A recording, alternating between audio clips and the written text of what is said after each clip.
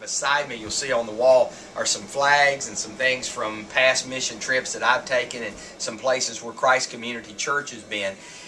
You're about to see Pastor Dave Dano, Dave Bjorkman, and Jeffrey Pilley, just a follow-up from their mission trip to Guatemala. And so in the next few clips that you see are going to be some things that we've worked on, just them telling a little bit about what it was all about. And I just thought maybe it'd be interesting for you to see some of the places where we've been in the past. One thing that I want to say to everybody is that this trip, you've got to go. You've got to bring your kids. You've got to bring your family. Your life will change. Every morning before breakfast, everybody would pray. Different people would stand up and pray for people who weren't feeling well, pray for people in the neighborhood. We would go out in the neighborhood, build houses, and people would thank us profusely. We would go back for lunch and pray again. And I've just never been around 57 people who just constantly were praying for people, putting hands on you. And it was unbelievable. It was uplifting. We were tired. We were very tired at times. But we came back and we just felt so enthused about helping everyone. And it was just a great trip. And I think if you get the opportunity next year to go, we're going to try to do our own trip. But I think if you get the opportunity to go, you've got to put some money aside and take some vacation time and go. And I think it would just be fantastic to fill your cup back up and get your faith back where it should be. It's just an From your heart, what did this trip mean to you? Guatemala's been on my heart actually since 2004. I'd gone on a mission trip there, and there was some interest to see if I could hook up with some people that we met back then. But it turned out that that was not the reason that God had called me to go. There were 5 specific reasons, and we can touch on those later. But the most one was to hear Pastor Ruiz say 3 words, and it was "forgive the offense." So I went 5,000 miles to have a lesson for myself. It was pretty awesome. What's that mean? Forgive the offense. What was that purpose? I think it was just a brief not testimony, but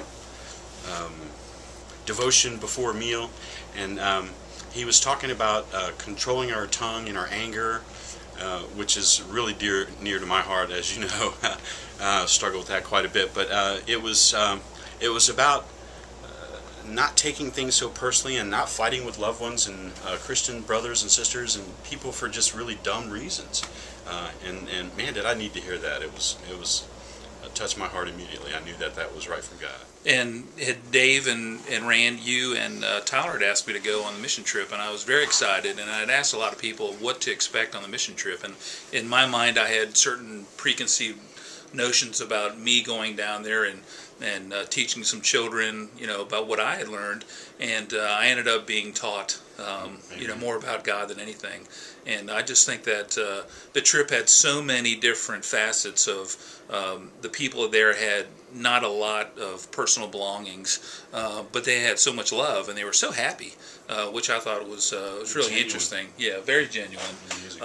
But one of the interesting parts that I had briefly mentioned when we first got there that I wanted to go on a medical trip, and Kelly had approached me and asked me if I wanted to go to San Antonio Palapalo, small Mayan village, 45 minutes by boat, and I was there to be basically a bouncer, to be a crowd control, and I thought I was going to be insignificant, and I ended up going there and helping an older gentleman, get some dental work and get some health, and he thanked me profusely, and I think at one point he thought I was a doctor, and I should have corrected him. Dr. Dave. Dr. now. Dave. Okay. Yes, this is my new title. Oh yeah, we can see this happening now. Yeah, but no. Overall, I thought that was when he thanked me and asked the translator to thank me 3 or 4 times, and he cried, I cried, and it was an unbelievable trip home back on the boat.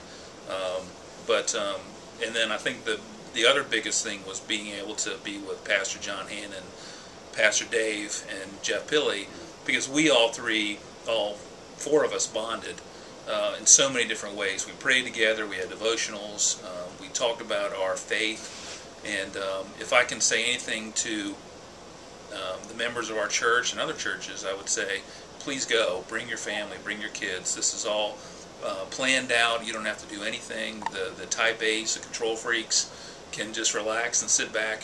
Who would know any of them though, huh? No. But it really, everything, the food, everything was laid out, and it was just a fantastic trip. And Pastor Luis, my hat's off to him. He was an awesome, inspirational leader. The trip to Guatemala was really significant for me because when I went there in 2004, that's when I felt the calling. And I went in 2007, and I was an ordained minister. So in between was all the effort of going to ministry classes to be ordained.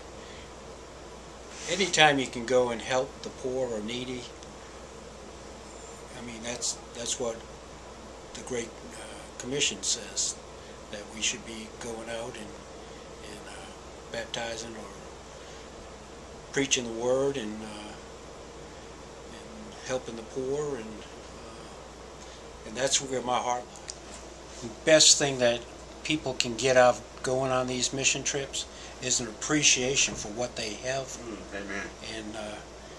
And sharing the love, both giving and taking, because those people were genuinely in love with us, and I felt we weren't doing that much, but they were very appreciative. I remember on the Friday I went to the house where a girl was sick, Vivian, and the man asked me to pray for her, and I did pray for her, and John Hannon prayed for her, and then he ended up giving us a shawl or a thing for a dresser, and even though he didn't have anything, he wouldn't refuse. He had to give me that shawl, and I really appreciate that. What about, I keep hearing you guys talk a little bit about Happy Feet. What's that? Well, the Happy Feet is throughout the year the team gathers and buys shoes for the trip, and we go down there, and one afternoon we took over the church and we laid out shoes for men, women, boys and girls, and the whole village would come out. Wow. And Hundreds we had of people. 15 chairs set up. You had a spotter behind the chair and you had a person on the floor, and I was on the very end, Jeff was on one area, Dave was down the other end, and people would come in and you would clean their feet. You had wipes and you'd clean their feet. You'd take their shoes off. The spotter would go back and find a shoe that would match, and you'd have to sometimes take 3 or 4 different shoes to find the right one that would fit. But the joy on their face when a little boy, an 8-year-old boy, would get a new pair of Pumas. In Guatemala, I had the opportunity to go to a place that Shalom Church owns called the Promised Land.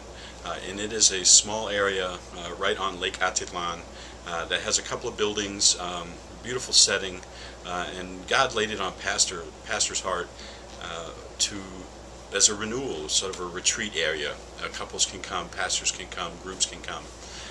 But there's a definite need for funding that event, purchasing the property and the homes and stuff. And God laid it on my heart to do what I can here. And I've got a plan that I'm getting together to try to generate funds to help Pastor Ruiz. So one of the biggest impacts, and it was almost on the last day, was getting to see the Promised Land and seeing the plan that Pastor Ruiz has there in regards to God's overall will for Guatemala.